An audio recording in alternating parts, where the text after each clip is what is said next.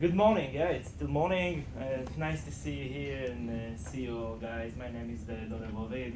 I'm a student of Louis, which is he's the best man here, and Gilat, my colleague.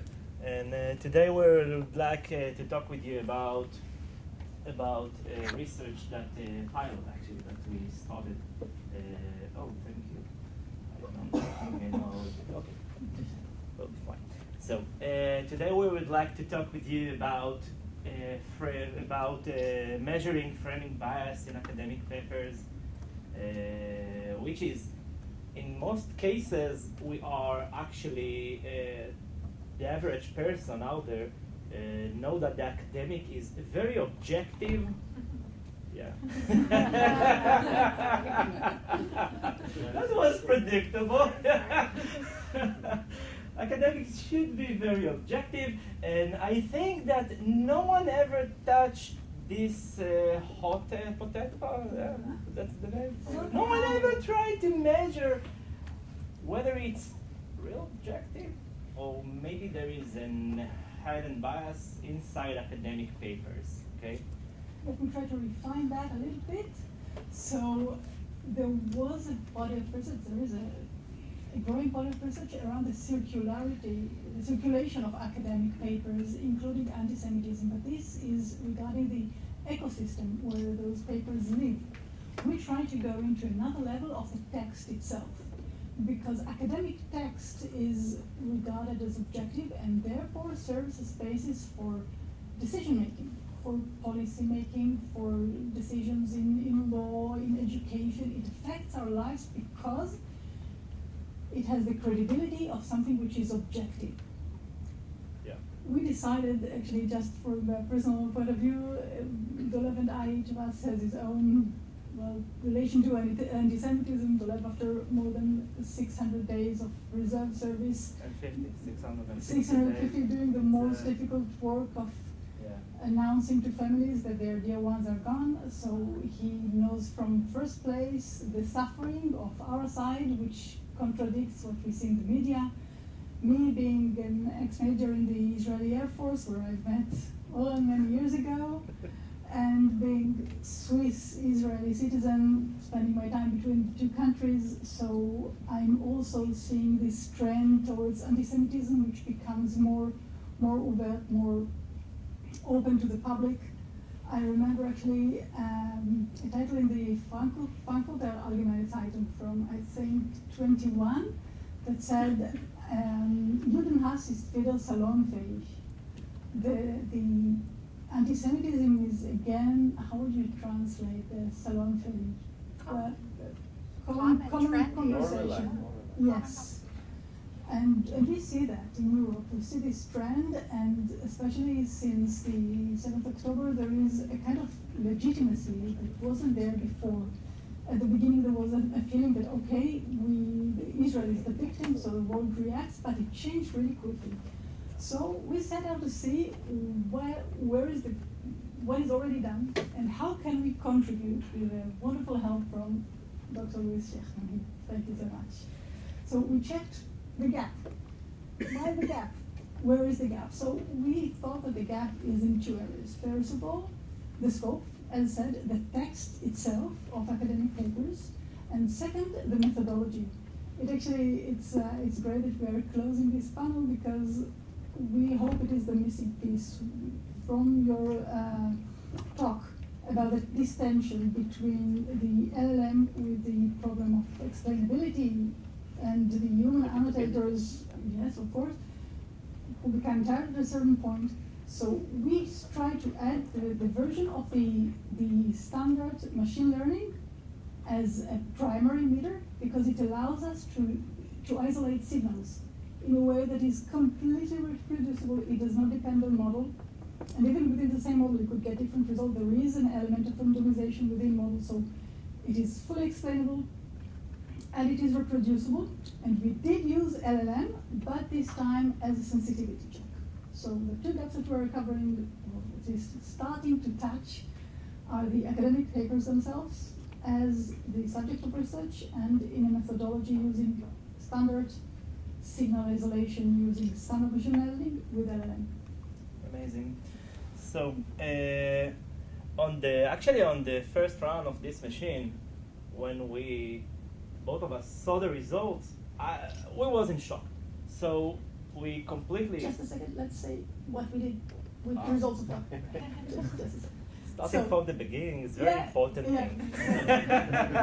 What we did was retrieving from the core repository in the UK set of open access academic papers and analyzing them. So it was about 200,000 something mentions of identities, which we chose in advance. So we wanted to see the three main religions plus framing within religions, so Palestinian, Arab, or Zionist, Israeli.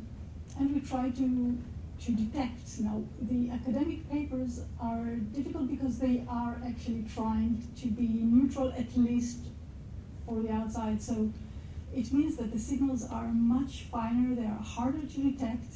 The magnitude is much smaller. So we knew that we looked less for the magnitude and more for the structure, for the pattern, something that is reproducible, that is systematic. And we did that. We also had to neutralize the legitimate difference of tone. Some writers are writing in an emotional way. Some subjects are more prone to be more emotional. So how do you differentiate that? So our basic signal was using VADAR to get a sentiment score for each sentence. So we analyzed sentences containing those mentions that we were looking for. And we analyzed for each group the score within the paper. We analyzed also the average score of the paper itself, which gave us a baseline for the paper, and we analyzed the score of the entire corpus of papers, which gave us the general baseline. So we were able to adjust away the differences between domains, between paper tone, and really see the gap in framing specific identity groups. Yeah. Back to you. No, and then Gilat and some morning call me and say, okay, there is a bias. And it was very tough actually, and I was very shocked. So we did the right thing in that moment. We destroyed the entire machine and rebuilt it. We succeeded to achieve the same result. Destroyed? Don't be negative. Don't be destroyed. But we stress tested. I think Dolev is a very strong guy, and he's using the heavy weapons. Destroy. Yeah. We try to destroy it. We stress tested everything by extracting more signals, but by using more sensitivity in different ways. Since this is a mixed public, I'm not sure how deep dive into the tech we should do, but yeah. No, I think that I would like to show the results, but because I think that those plots talking by themselves, okay? While the Jewish is very neutral, okay? Is very neutral in academic papers. Zionism in Israel are not, and let's say that the vast majority of Jewish people are Zionists or Israelis. So what does it say about us? And that's the hidden part that in some cases people are ignoring or don't see. If I may add something, what is interesting about this, it's not quite shown in the book, but we try to see if there is a split between the religious identity and between the political identity. So we tested it for Jews, but also for Muslims. And we tested it also along the timeline from 2005 until 2024. And we noticed that there is a highly significant split on the Jewish part. So the Jews themselves, that we mentions related to Judaism, remain fairly stable, whereas the more political identification, which, as Dolev says, it is a mix that is a bit difficult, but I mean, on the text level, definitely they dropped, and after October 7th, with the publication gap, so around 2024, they dropped sharply, and this same split was not significant at all on the Muslim side, only on the Jewish side. Yes, exactly. And then post October 7, okay, it's in 2024. You see the impact of the word Israel and Zionist on academic papers,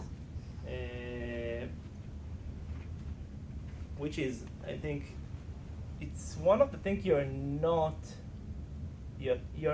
thinking you will be able to see in very neutral papers, okay?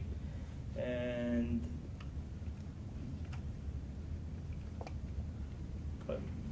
we made a lot of another checks with another corpus between, let's say, Muslims and Christians. Yeah, we did additional checks with more groups, so we wanted to have stronger chances of getting more. Yeah, but without getting into the details, because I was told that our time is short, the difference is statistically significant. It is robust to every sensitivity check we did. We also noticed that about a fourth, 23% of the papers are showing a significant sentimental bias in their framing of groups. Now, looking for a second in the difference between legitimate and illegitimate, we expect scholarly papers to be neutral in tone. The facts are something else. They could say very disturbing facts about any identity group, but they are expected to frame those facts in a neutral tone, because once they do not use a neutral tone, then there is an impact which is sentimental and not factual. So this is what interests us, and we saw that that is definitely present, definitely systematic, and the temporal trend was also very clear. So I think that this is an important finding, especially in this field.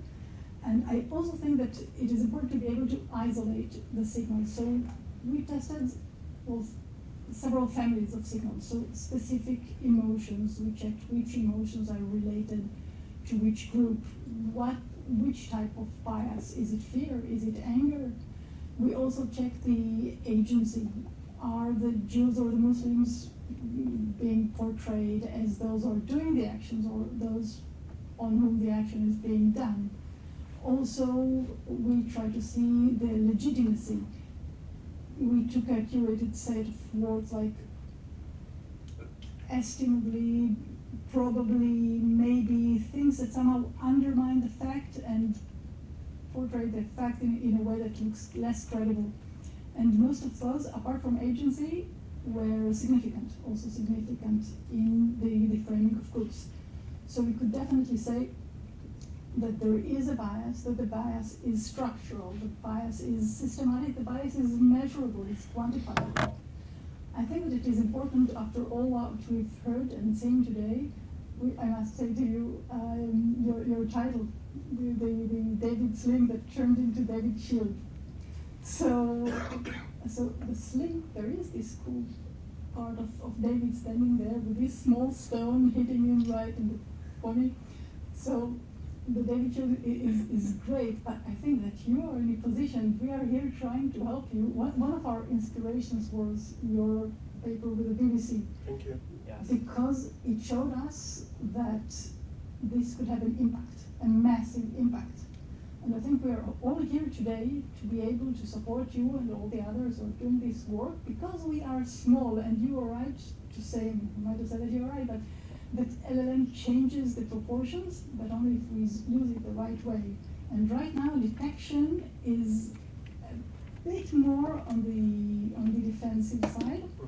And I think that maybe you're in the best position to turn it into a bit more dynamic, shall we say, for example, automatic responses to places that are being suspected, or whatever, a different talk. But that is our purpose, is to give our contribution to this. Exactly. I think that in our vision, what actually we want to do is, first of all, expand the research, and then to provide to the reasons and be able to explain exactly what's the bias, what's the method of the bias in academic paper, and then to create a tool. Use one, just a regular tool, maybe some web application or something that will be able to measure academic texts, okay, and then put a spot on writers and maybe institutions who are more likely to unlike Jewish or Zionism or Israelis or every other ethnic group. Okay, we can with this research we can be able to put the finger on this bias and yeah. Thank you. Thank you so much. Thank you so